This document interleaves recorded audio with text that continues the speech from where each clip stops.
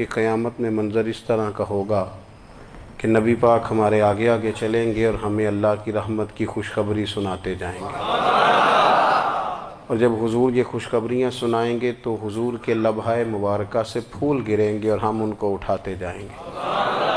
فرماتے ہیں خود تو وہ تھوڑی دیر کے لیے روئیں گے اللہ کی بارگاہ میں کہ یا اللہ انہیں معاف کر دے، خود روئیں گے لیکن ہمیں ہنسا دیں گے۔ پیش حق مجدہ شفاعت کا سناتے جائیں گے، آپ روتے جائیں گے پر ہم کو ہنساتے جائیں گے۔ اور باغ جنت میں محمد صلی اللہ تعالیٰ علیہ وسلم، باغ جنت میں محمد مسکراتے جائیں گے، پھول رحمت کے گریں گے ہم اٹھاتے جائیں گے۔ حشر تک ڈالیں گے ہم پیدائش مولا کی دھوم، اور مثل فارس نجد کے قلعے گراتے جائیں گے۔ اور کیا ذوق بیان کیا، فرمانے لگے خاک ہو جائیں عدو جل کر مگر ہم تو رضا، دم میں جب تک دم ہے ذکر ان کا سناتے جائیں گے۔ جب تک سانسوں کی ڈوری چل رہی ہے، دم میں جب تک دم ہے ذکر ان کا سناتے جائیں گے۔ اللہ تبارک و تعالیٰ نے ہمارے محبوب کریم علیہ السلام کو دنیا میں بھیجا تو فرمایا یا ایھا الناس قد جاءکم برہان من ربکم، اے لوگو تمہارے پاس تمہارے رب کی دلیل آ گئی ہے۔ اللہ تبارک و تعالیٰ نے محبوب پاک علیہ السلام کو سراپا دلیل بنا کے بھیجا۔ باقی انبیاء کرام علیہم السلام کے پاس بھی اپنی نبوت کے دلائل کے طور پر بے شمار معجزات تھے، اور حضور کریم علیہ السلام کے تو پورے وجود کو ہی اللہ نے معجزہ بنایا ہے۔ اور نبی پاک صلی اللہ تعالیٰ علیہ وآلہ وسلم کی نبوت کی دلیلیں، حضور کے رسالت کے مستحکم دلائل جگہ جگہ آپ کو ملیں گے۔ سب سے پہلی چیز تو یہ سمجھنے والی ہے کہ نبی پاک علیہ السلام نے جس چیز کو سب سے پہلے اپنی نبوت کی دلیل کے طور پر بیان فرمایا وہ حضور کا کردار ہے، سیرت ہے، عمل ہے، حضور کا لوگوں کے ساتھ رویہ ہے۔ نبی پاک علیہ السلام کی تبلیغ کے 3 دور ہیں۔ ایک تو حضور نے اپنے قول سے تبلیغ فرمائی ہے، وہ 40 سال کی عمر سے محبوب نے اعلان فرمایا اور تبلیغ کی۔ اور ایک نبی پاک صلی اللہ تعالیٰ علیہ وسلم بالواسطہ حضور کی تبلیغ ہے جو آج تک جاری ہے۔ امت کے علماء، مشائخ، مبلغین حضور کے دین کو آگے پھیلا رہے ہیں، تو دراصل یہ بھی تبلیغ رسول پاک علیہ السلام ہی کی تبلیغ۔ اور ایک حضور کی تبلیغ کا دور ہے، حضور کی پیدائش سے لے کر ولادت مبارکہ سے لے کر حضور علیہ السلام کے اعلان نبوت تک۔ اس دوران نبی پاک نے جو تبلیغ فرمائی ہے وہ اپنے کردار سے فرمائی ہے۔ عرب کا وہ معاشرہ جو بڑا میلا کچیلا گدلا ہو چکا تھا، جس کے اندر سراسر مادہ پرستی کا زور تھا، جس کے اندر لوگ انسانوں کی خرید و فروخت کرتے تھے، جس کے اندر بیٹیوں کو زندہ دفن کر دیتے تھے، جس کے اندر جو آدمی جتنا زیادہ مضبوط ہوتا تھا اتنا زیادہ لٹیرا بن جاتا تھا، اس معاشرے کے اندر رسول کریم علیہ السلام نے 40 سال گزارے، اور اس طرح گزارے کہ جو بیگانے بھی تھے وہ بھی کہا کرتے تھے یہ صادق ہیں، یہ امین ہیں۔ اور جب حضور نے اعلان نبوت کیا تو فرمایا، یہ قرآن مجید کے لفظ ہیں، فرمایا فَقَدْ لَبِثْتُ فِيكُمْ عُمَرًا مِّن قَبْلِهِ أَفَلَا تَعْقِلُونَ، میں تمہارے بیچ عمر کا ایک حصہ گزار چکا ہوں، تمہیں عقل نہیں ہے، شعور نہیں ہے۔ نبی کریم علیہ السلام نے اپنے کردار کو، اپنے عمل کو اپنی نبوت کی دلیل کے طور پر بیان فرمایا۔ وہ تو حضرت حلیمہ بھی فرماتی ہیں نا، جب میں نبی کریم علیہ السلام کو اپنے گھر لے گئی تو میرا اپنا بچہ بھی دودھ پیتا تھا، 2 میرے بیٹے ہو گئے، ایک میری یہ نسبی اولاد اور حضور میری رضائی اولاد۔ تو کہتی ہیں جب میں کریم محبوب علیہ السلام کو اپنے سینے سے لگاتی تھی تو حضور میرے ایک پستان سے دودھ پیتے تھے اور دوسرا اپنے بھائی کے لیے چھوڑ دیا کرتے تھے۔ یہاں سے رسول کریم علیہ السلام نے کردار کے ذریعے تبلیغ، اور پھر اعلان نبوت سے پہلے ایک تنظیم عرب کے جوانوں پر، عرب کے سرداروں پر مشتمل بنائی گئی، جس میں نبی کریم علیہ السلام نے بڑا حصہ لیا سرکار نے، اور بڑے اہم لوگوں کو شعور حضور نے عطا فرمائے، وہ اس جماعت کا فیصلہ تھا کہ ہم سارے جوان، سارے بڑے لوگ ملیں گے۔ یہ حضور کے اعلان نبوت سے پہلے کی بات ہے، ہم بڑے لوگ ملیں گے، کسی بڑے کو کسی چھوٹے پر ظلم نہیں کرنے دیں گے، کسی آدمی کو کسی غریب کا حق نہیں کھانے دیں گے۔ حضور علیہ السلام نے نا اپنے کردار سے، اپنے عمل سے، اور آپ کا جو عمل ہوتا ہے نا وہ اصل ہوتا ہے۔ ایک ہوتا ہے آپ کوئی بات کرتے ہیں اور ایک ہوتا ہے کہ آپ کوئی عمل کرتے ہیں۔ آپ جب عمل کرتے ہیں تو عمل کے ذریعے بھی لوگوں تک بات پہنچتی ہے کہ دراصل آپ کا اٹھنا بیٹھنا چلنا پھرنا کیا ہے۔ میرے رسول کریم علیہ الصلاۃ والسلام کا اٹھنا بھی ایک نبی کا، بیٹھنا بھی ایک نبی کا، بات کرنا بھی ایک نبی کا، معاملات زندگی کرنا بھی ایک نبی کا، لین دین کرنا بھی ایک نبی کا۔ ایک شخص کہتے ہیں میں نے اعلان نبوت سے پہلے حضور علیہ السلام سے کوئی چیز خریدی تھی اور میں نے عرض کیا تھا آپ یہاں تشریف رکھیں، میں پیسے لے کے آتا ہوں۔ میں 3 دن کے بعد آیا۔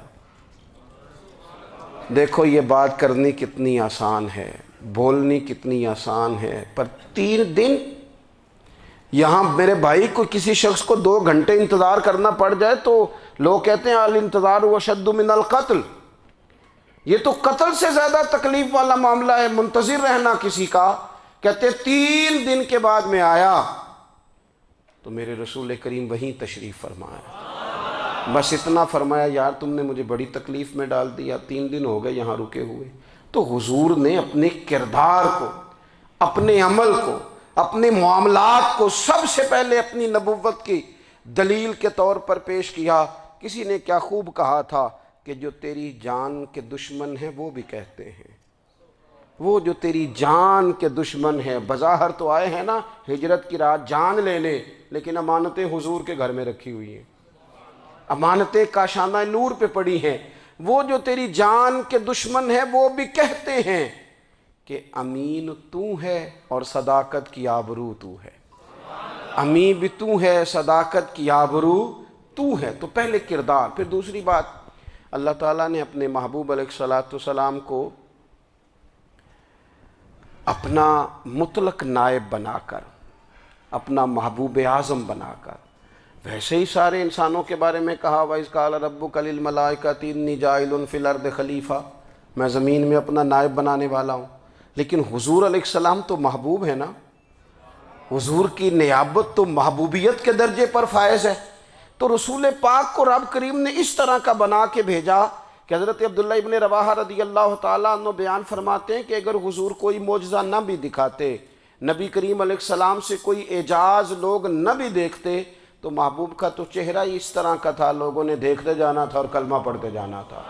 لیکن باوجود اس کے میرے رسول پاک کا اعجاز یہ ہے، کمال یہ ہے کہ حضور کبھی اشارہ کر دیں تو چاند 2 ٹکڑے ہو جائے، کبھی دعا مانگ دیں تو ڈوبا ہوا سورج واپس آ جائے، کبھی محبوب گزرنے لگیں تو پتھر آپ پر سلام پڑے، کبھی حضور پہاڑ پر چڑھ جائیں تو پہاڑ وجد میں آ کر جھومنے لگیں، محبوب کا کبھی نماز پڑھاتے ارادہ بن جائے تو اللہ تعالیٰ قبلے کا رخ ہی تبدیل فرما دے۔ کیا خوبصورت سوچ ہے اور کیا نظریہ دیتے ہیں بریلی کے امام۔ فرماتے ہیں اجابت کا جوڑا عنایت کا صحرا، دلہن بن کے نکلی دعائے محمد، اور اجابت نے جھک کر گلے سے لگایا بڑی ناز سے جب دعائے محمد۔ دیکھو خدا کی رضا چاہتے ہیں دو عالم، خدا چاہتا ہے رضائے محمد صلی اللہ تعالی علیہ وسلم۔ اور ایک مقام پہ فرماتے ہیں نائب دست قدرت پہ لاکھوں سلام، نائب دست قدرت پہ لاکھوں سلام۔ تو اللہ تعالیٰ نے نبی پاک صلی اللہ تعالی علیہ وسلم کو جو اعجاز۔ پھر ایک اور بات، حضور امی ہیں، دنیا میں آ کر محبوب نے کسی سے پڑھا ہی نہیں۔ میرے محبوب نے جتنا پڑھا ہے رب کریم سے ہی پڑھا ہے۔ الرحمن علم القرآن خلق الانسان، رحمان نے قرآن سکھایا پھر انسان بنایا۔ اللہ تبارک و تعالیٰ کی بارگاہ کرم سے حضور نے لیا۔ رسول کریم امی ہیں، یہ بھی حضور کی نبوت پر ایک بڑی دلیل۔ دیکھو ایک ہوتا ہے کوئی آدمی بچپن سے کسی چیز سے شغف رکھے اور جب اس کی عمر بڑی ہو جائے تو کہتے ہیں اس کا تجربہ بڑا ہو گیا ہے، یہ پہلے کچھ شعر کہتا تھا، کوئی ادبی جملہ کہتا تھا، تو اب اس کی یہ کام کرتے کرتے عمر بڑی ہو گئی ہے تو رسوخ حاصل ہو گیا۔ 40 سال کی عمر مبارک تک نبی کریم نے ایک شعر بھی نہیں کہا۔ حضور علیہ السلام نے کبھی کوئی ایسی بات، ویسے تو حضور کی ہر بات حکمت والی، لیکن جس کو عرب کے لوگ اپنے لہجے میں شاعری یا اپنے لہجے میں ادب کہتے تھے، وہ حضور نے بیان نہیں فرمایا۔ لیکن جب 40 سال کی عمر میں اعلان نبوت کیا تو پھر بڑے بڑے فصیح و بلیغ، بڑے بڑے سیانے طفیل بن عمرو کہتے ہیں کہ اس شخص کو بھی میں نے دیکھا جسے بڑا ناز تھا اپنی فصاحت اور بلاغت پر، اور جب وہ حضور کے پاس آیا اور اس نے آ کے کچھ باتیں کی تو محبوب خاموشی سے سنتے رہے، اور جب وہ چپ کر گیا تو میرے کریم نے صرف سورہ فاتحہ پڑھی۔ کبھی اٹھتا تھا، کبھی بیٹھتا تھا، کبھی غور کرتا تھا، کبھی دائیں جاتا تھا، کبھی بائیں جاتا تھا، پھر کہنے لگا بتاؤ نا کلام کس کا ہے؟ فرمایا اس رب کا، اس رب کا، اس رب کا جس کا میں رسول بن کے آیا ہوں۔ نبی کریم صلی اللہ تعالیٰ علیہ وسلم امی ہیں، لیکن حضور نے کائنات کے رازوں سے پردے ہٹا دیے، نبی کریم نے جینے کے سلیقے بتا دیے، حضور نے ہر شخص کو اس کے مقصد حیات سے آگاہ کر دیا۔ نبی کریم علیہ السلام نے وہ فلسفہ حیات بیان کیا کہ لوگوں کو صرف جینے میں ہی مزہ نہیں آیا، مرنے میں بھی مزہ آنے لگا۔ لوگ آگے بڑھ بڑھ کے جانیں پیش کرنے لگے، اپنی اولادیں قربان کر، جو فلسفیوں سے کھل نہ سکا اور نکتہ وروں سے حل نہ ہوا، وہ راز ایک طیبہ والے نے بتلا دیا چند اشاروں میں۔ محبوب کریم امی ہیں، لیکن حضور نے اس طرح دنیا کو سکھایا، اس طرح دنیا کو پڑھایا، اس طرح حضور نے علم کے چراغ اور دیپ روشن کیے کہ قیامت تک جسے روشنی ملے گی نا، اسے صرف دروازہ مصطفیٰ سے ملے گی، اسے رسول کریم علیہ السلام کے در دولت سے ملے۔ کچھ لوگوں نے کہا کہ یہ اپنے پاس سے آیات بنا کے لاتے ہیں، اپنے گھر میں بیٹھ کے دعوے کر لینا تو کوئی مشکل کام نہیں نہ ہوتا، سارے لوگ ہی کر لیتے ہیں۔ بلکہ وہ ہمارے ایک بزرگ کہا کرتے تھے، خیالی پلاؤ پکائیے ٹکی ہو کدے بھی کاٹ نہ پائیے، کیونکہ کون سا پیسوں کا ڈالنا ہے، زیادہ ڈالیں آپ اور زیادہ ڈالیں۔ بہت سارے لوگ ہیں آج بھی، کچھ لبرل ہیں بیچارے، کچھ دین بیزار طبقہ ہے، وہ کہتے ہیں جناب ہمیں تو جدید باتیں بتائیں، ہمیں تو نئے اسلوب کے مطابق لے کے چلیں، ہمیں تو او بھائی سن، میرے نبی پاک علیہ السلام نے فرمایا میرا قرآن کبھی پرانا نہیں ہوگا، اسے پڑھ کے دیکھ، اس کی جدت کا حسن دیکھ، یہ تو کھلا ہوا باغ ہے، تو ایک دفعہ اس کے قریب آئے گا تو خوشبو ملے گی، دوسری دفعہ آئے گا تو اس سے زیادہ تازی ملے گی، ایک دفعہ پھل کھائے گا تو مزیدار ہوگا اور دوسرا کھائے گا ہو سکتا ہے شکل ملتی جلتی ہو لیکن ذائقہ بڑا نرالا ہوگا۔ تو تو صحیح نا، جب کچھ لوگوں نے کہا یہ خود سے بنا کے آیات لاتے ہیں تو فرمایا وَإِن كُنتُمْ فِي رَيْبٍ مِّمَّا نَزَّلْنَا عَلَىٰ عَبْدِنَا فَأْتُوا بِسُورَةٍ مِّن مِّثْلِهِ، اگر تمہیں کوئی شک ہے اس میں جو ہم نے اپنے بندہ خاص میں نازل کیا ہے تو تم بھی اس جیسی ایک آیت بنا کے لاؤ۔ اور چلو چیلنج کھلا ہی دے دیا، فرما وَادْعُوا شُهَدَاءَكُم مِّن دُونِ اللَّهِ، اللہ اور اللہ والوں کو چھوڑ دو، تفسیری ترجمہ عرض کر رہا ہوں، یعنی صحابہ کو چھوڑ دو، حضور کے ماننے والوں کو چھوڑ دو، باقی ساری دنیا کے کافر اکٹھے ہو جاؤ، ایک آیت بس قرآن جیسی لے کے آؤ، ایک آیت لے کے آؤ، ان کنتم صادقین، اگر تم سچے ہو۔ جوانوں سنو،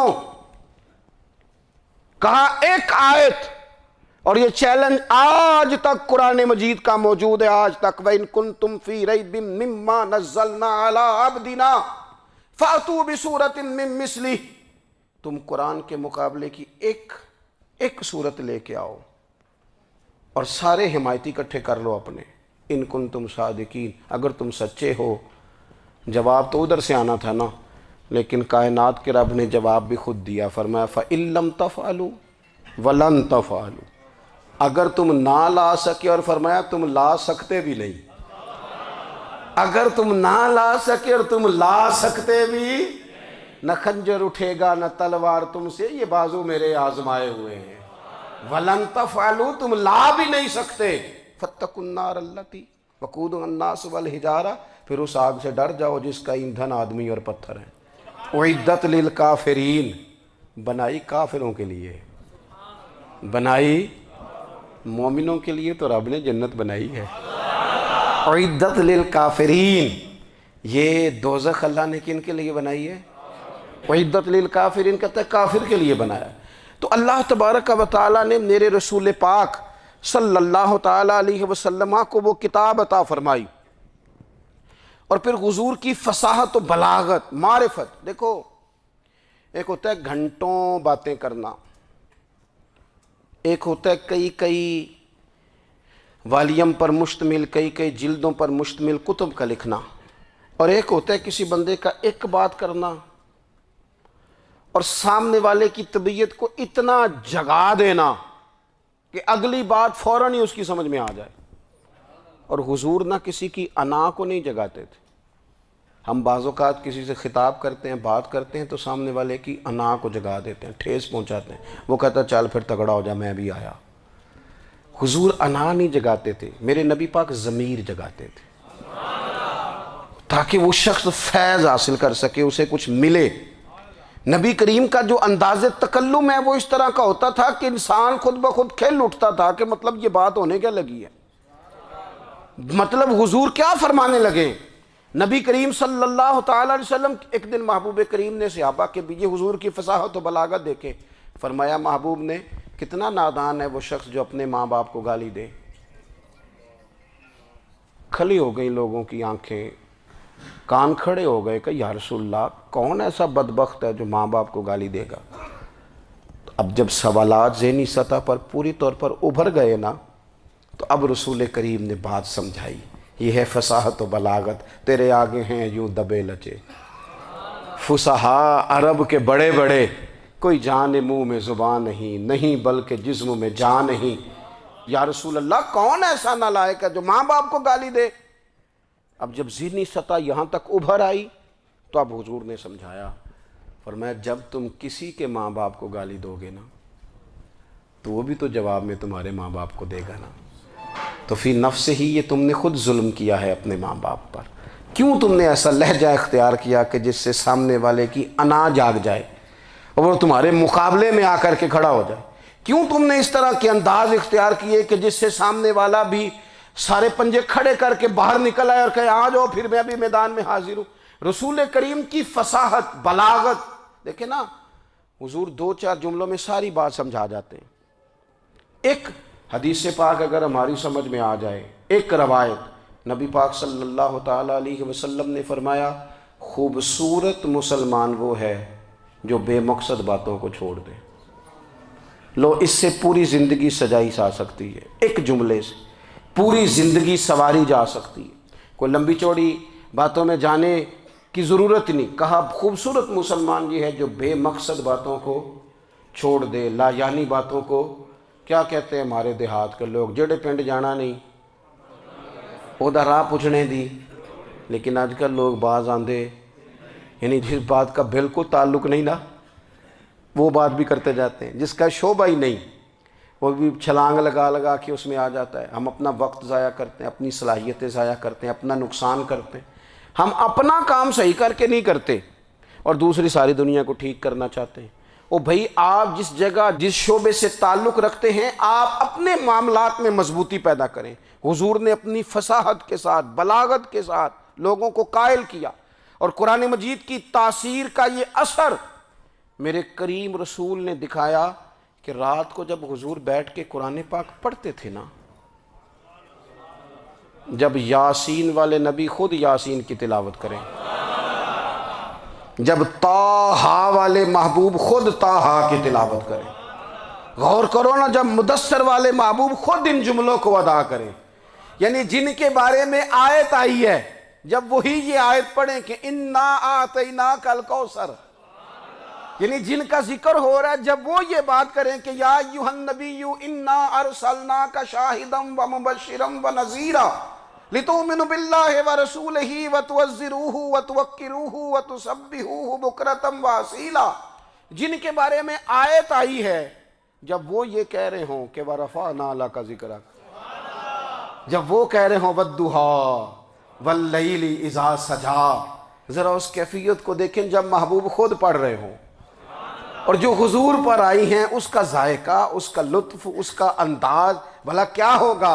حضور جب رات کو پڑھتے تھے نا قرآن پاک، تو جو پکے کافر تھے نا، ابو جہل جیسے لوگ، وہ بھی جھاڑیوں میں چھپ چھپ کے مدینے والے کی تلاوت سنا کرتے تھے، حضور کی تلاوت سنا کرتے تھے۔ یہی بہتر ہے کہ پردوں میں وہ پردہ پوش رہے، وہ اگر پردے ہٹا دے تو کسے ہوش رہے۔ رسول کریم علیہ السلام کی تلاوت کا سننا، قریب جانا، یہ اعجاز ہے۔ حضرت فاروق اعظم کہتے ہیں میں طبیعت کا بڑا ڈاڈا تھا، مزاج کا بڑا سخت تھا، زندگی ہمیشہ ڈٹ کر گزاری، باتوں پر کھڑا رہنا آتا تھا، پر جب میری بہن نے مجھے چند آیتیں سنائی نا تو میں تڑپ ہی گیا۔ کروں آیا سمار مقامنے نو، ہن مینو مار دے لے چلو، اوے متے عمر دی عمر برباد ہو جائے جتھے عمر سوار دے لے چلو۔ یہ اعجاز ہے رسول کریم صلی اللہ تعالیٰ علیہ وسلم پر نازل ہونے والی کتاب کا۔ پھر حضور نے خبریں دی، نبی پاک نے خبریں دی۔ حضور نے فرمایا روم فتح ہوگا، وہ ہوا۔ نبی کریم علیہ السلام نے فرمایا شام فتح ہوگا، تو شام فتح ہوا۔ فرمایا ایران فتح ہوگا، تو ایران فتح ہوا۔ سراقہ بن مالک کہتے ہیں ایک گاؤں پر بھی مسلمانوں کی حکومت نہیں تھی، ایک گاؤں پر۔ حضور مکہ مکرمہ سے نکل رہے تھے، مدینہ طیبہ تشریف لے جا رہے تھے، ابھی راستے میں تھے، میں 100 سرخ اونٹوں کے لالچ میں معاذ اللہ حضور کو گرفتار کرنے پہنچ گیا۔ محبوب نے حکم دیا، حضور کا معجزہ میں نے آنکھوں سے دیکھا، میرا گھوڑا زمین میں دھستا چلا گیا، میں نے معافی مانگی، حضور نے معاف کر دیا۔ میں نے سمجھا اچانک ہو گیا ہے۔ یہ منوانا بھی بڑا مشکل کام ہے۔ شجر و حجر پہچان گئے، انسان کی نظروں میں شاکی رہا۔ یہ کچھ ایسے لوگ ہیں جن کو منوانا توبہ توبہ، ماننے کو تیار نہیں، دیکھ دیکھ کے بھی ماننے کو تیار ہے نہیں، ماننے کو تیار ہی نہیں۔ کہتے ہیں کہ میں نے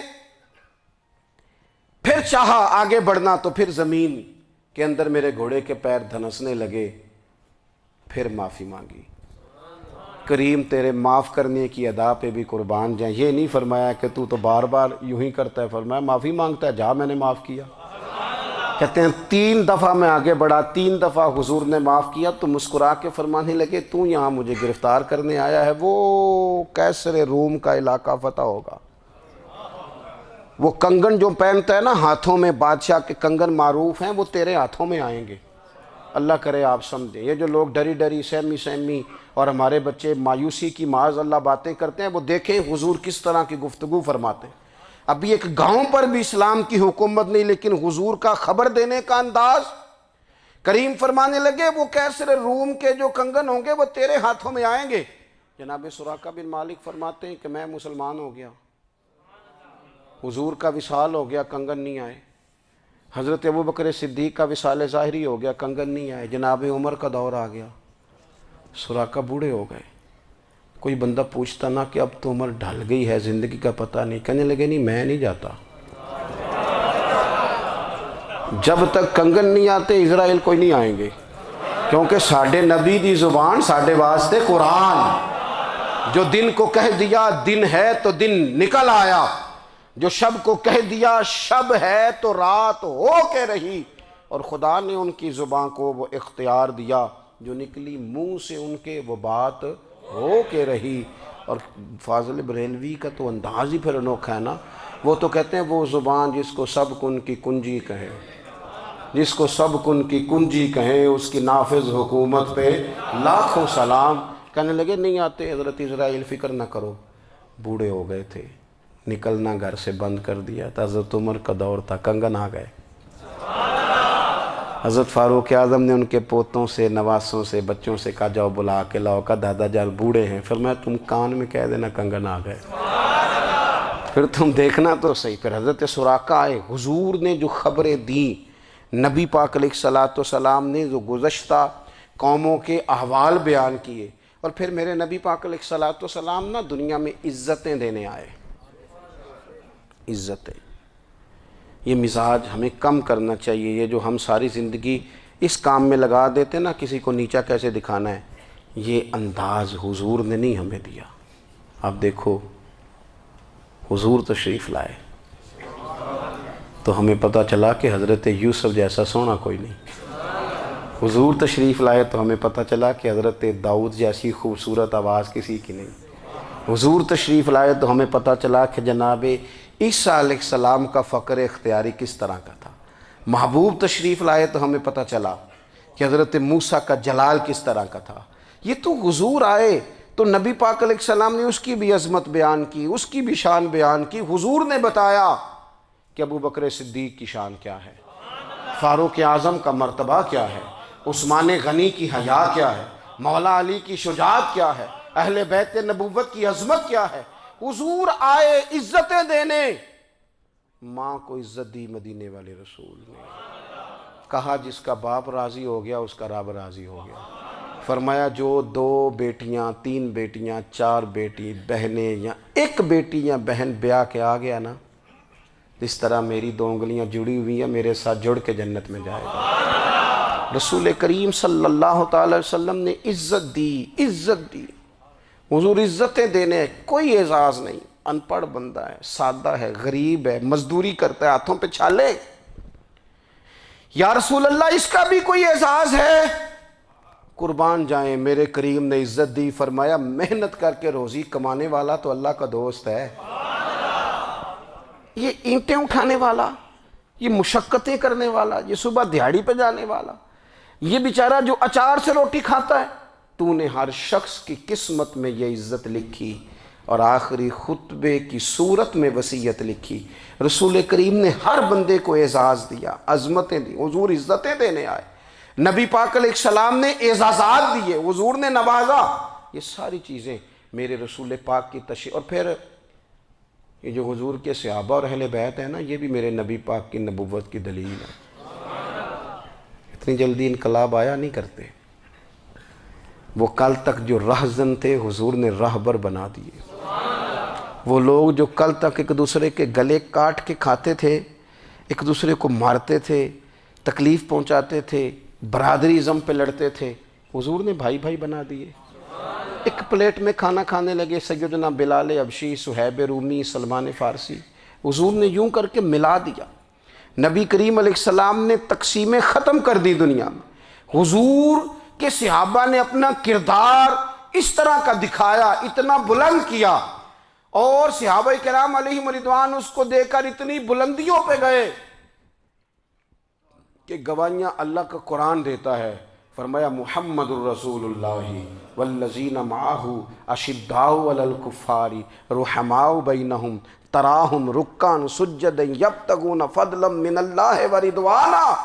فرمایا یہ جو میرے محبوب کے ساتھ والے ہیں کافروں پر سخت ہیں، آپس میں نرم دل ہیں، تم جب بھی انہیں دیکھو گے سجدے کرتے دیکھو گے، رکوع کرتے دیکھو گے، تم انہیں دیکھو گے اللہ کی رضا کے متلاشی ہیں، انہیں ساری مادہ پرستی سے نکال کر محبوب نے رب کی رضا کے رستے پہ ڈال دیا۔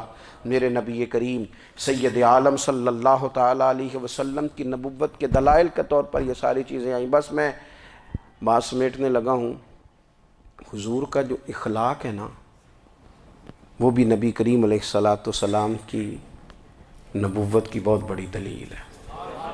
وَإِنَّكَ لَعَلَىٰ خُلُقٍ عَظِيمٍ، محبوب ہم نے آپ کو نا خلق عظیم کا مالک بنایا ہے۔ کچھ لوگ سمجھتے ہیں صرف آپ کا بولنے کا انداز ٹھیک ہو تو آپ با اخلاق ہیں، نہیں بھائی، بولنے کا انداز ٹھیک ہونا با اخلاق نہیں، سچ بولنا اخلاق کی علامت ہے۔ آپ کا حق بات کرنا اخلاق ہے، آپ کا صحیح گواہی دینا اخلاق ہے، آپ کا اللہ تعالیٰ کی طرف سے آزمائش آنے پر صبر کا مظاہرہ کرنا اونچا اخلاق ہے۔ رب نعمت دے تو آپ کا وجود ڈھلتا جائے شکر میں، یہ اخلاق ہے۔ رب کریم اگر آپ کو کسی وقت کسی آزمائش میں اپنی حکمت سے ڈالتا ہے تو عزت نفس کو برقرار رکھنا، خودداری کو برقرار رکھنا، یہ اخلاق۔ نبی پاک نے اعلیٰ ترین اخلاق کی بات بتائی، اعلیٰ ترین۔ حضور نے لوگوں سے بیعت لیتے وقت کہا تھا میرے ہاتھ پر بیعت کرو، چوری نہیں کرو گے۔ نبی پاک علیہ السلام نے مختلف امور پر بیعت لی۔ حضرت حکیم بن حزام کہتے ہیں حضور نے میرے ہاتھ پہ ہاتھ رکھ کے کہا میرے ہاتھ پہ ہاتھ رکھ کے بیعت کرو کہ کسی دنیا دار سے سوال نہیں کرو گے، خودداری سے زندگی گزارو گے، عزت نفس سے، جو رب نے تمہیں دیا ہے تم اس پر راضی رہو گے، لوگوں کی جیبوں کو ٹٹولنا، دوسروں کی دولتوں پہ راج کرنا، دوسروں کے مال پر نگاہیں ڈالنا اللہ کے حبیب نے پسند نہیں فرمایا۔ فرمایا بیعت کرو کہ تم کبھی کسی سے سوال نہیں کرو گے۔ حد ہو گئی، نبھانے والوں نے پھر اس عہد کو نبھایا اور کمال کر دی۔ حضرت حکیم بن حزام گھوڑے پہ بیٹھے تھے، ہاتھ میں درہ تھا، وہ زمین پہ گر گیا، قریب غلام کھڑا تھا، حضرت حکیم بن حزام خود گھوڑے سے اترے، درہ اٹھایا، دوبارہ گھوڑے پہ بیٹھے۔ غلام عرض کرنے لگا حضور مجھے بتا دیتے میں اٹھا کے دے دیتا۔ آنکھیں چمک اٹھیں، فرمانے لگے کیسے بتا دیتا، اپنے رسول سے وعدہ کیا ہے کبھی کسی سے سوال نہیں کروں گا، کبھی سوال نہیں کروں گا۔ اللہ کے محبوب نے ہمیں اعلیٰ اخلاقی قدروں کی بات ہمیں سکھائی ہے۔ ہم دیکھتے ہیں کہ بڑی جلدی 2 4 5 لوگوں کے غصہ دلانے پر ہم ساری اخلاقی حدوں کو کراس کر جاتے ہیں۔ دوستو ہمارا ایک ویژن ہونا چاہیے، ہمارے ذاتی رویے بڑے معتبر ہونے چاہیے، لین دین کے معاملات کے اندر مسلمانوں کو بڑا صاف ستھرا ہونا چاہیے۔ ہمیں اپنی معاشی زندگی میں روزمرہ کے معاملات میں ہماری توجہات کا مرکز صرف اللہ رسول کی ذات ہونی چاہیے۔ رب کریم نے اپنی حکمت سے کسی کو کتنا دیا ہے یہ اس کی حکمت کے تقاضے ہیں، ہمیں اس نے جس رنگ میں جس حال میں رکھا ہے ہمیں اپنے رب کی رضا پر بہت زیادہ مطمئن ہونا چاہیے۔ اچھا پھر ایک اور بات، جن چیزوں کو ہم نے دکھ بنایا ہے نا یہ تو وہاں دکھ تھا ہی نہیں، مہینہ مہینہ چولہا نہیں جلا، لیکن کسی جگہ اظہار غربت ہے حضور کی اولاد پاک کا یا صحاب کا یا ازواج کا، مہینہ مہینہ چولہا نہیں جلا، لیکن یہ اخلاق عالیہ کا حسن دیکھو، اپنے گھر مہینہ مہینہ چولہا نہیں جلا، جو مانگنے آیا اسے جھولی بھر کے عطا فرمایا، کوئی دروازے سے خالی نہیں گیا۔ عزیز بھائی اگر زندگی میں اخلاقی قدریں ہم اپنا لیں اور ہم تھوڑا تھوڑا کر کے اپنے آپ کو تبدیل کریں، ساری زندگی توجہ رہی کہ فلاں کیا کر رہا ہے فلاں کیا کر رہا ہے، تھوڑا سا گردن کو جھکا کے اپنے اوپر توجہ ڈالیں، اپنے آپ کو وقت دیں، حضور کے اخلاق عالیہ کی روشنی میں، تعلیمات حسنہ کی روشنی میں ہم اپنے کردار و عمل پر تھوڑی توجہ دیں۔ اس وقت بہت بڑی تعداد میں امت مسلمہ ہے، اور ایسا نہیں ہے کہ دولت نہیں ہے، دولت سے بھی سرشار ہیں، ہمارے ہاں بڑے بڑے انجینئر ہیں، بڑے بڑے ڈاکٹر ہیں، لیکچرار ہیں، ہمارے پاس بڑے بڑے ہاسپٹل ہیں، بڑا کچھ ہے، لیکن کردار و عمل کے بادشاہ، اپنی زندگی تقوی کی روشنی میں گزارنے والے، ان لوگوں کی تعداد کم ہے۔ اگر کوئی آج بھی سارے کام نیک کرے لیکن جائیداد میں سے بیٹی کا حق رکھ جائے تو پھر اس نے کیا میلاد منایا ہے؟ اگر آج بھی جو 2 4 لوگ بیچارے اس کے زیر دست ہیں، ملازمین ہیں، ان کے ساتھ اس کا رویہ انتہائی سخت ہو تو اس نے کیا میلاد منایا؟ اگر آج بھی وہ برادری ازم کی بنیاد پر دوستیاں کرے اور چھوٹے بڑے کی وہ تقسیم رکھے، جسے حضور نے فرمایا کہ قبیلے تو تعارف کے لیے، ورنہ کسی عربی کو اجمی پر، گورے کو کالے پر کوئی فضیلت نہیں۔ اگر کوئی آج بھی اس برادری ازم کا قائل ہے پھر اس نے کیا میلاد منایا؟ اگر کوئی شخص آج بھی اپنے آپ کو مادہ پرستی میں پوری طرح دھکیل چکا ہے اور رضا الہی کا مسافر نہیں بنا تو اس نے کیا میلاد منایا؟ اپنی طبیعتوں میں روحانی تبدیلی اور وہ خاص افکار جو حضور اپنے غلاموں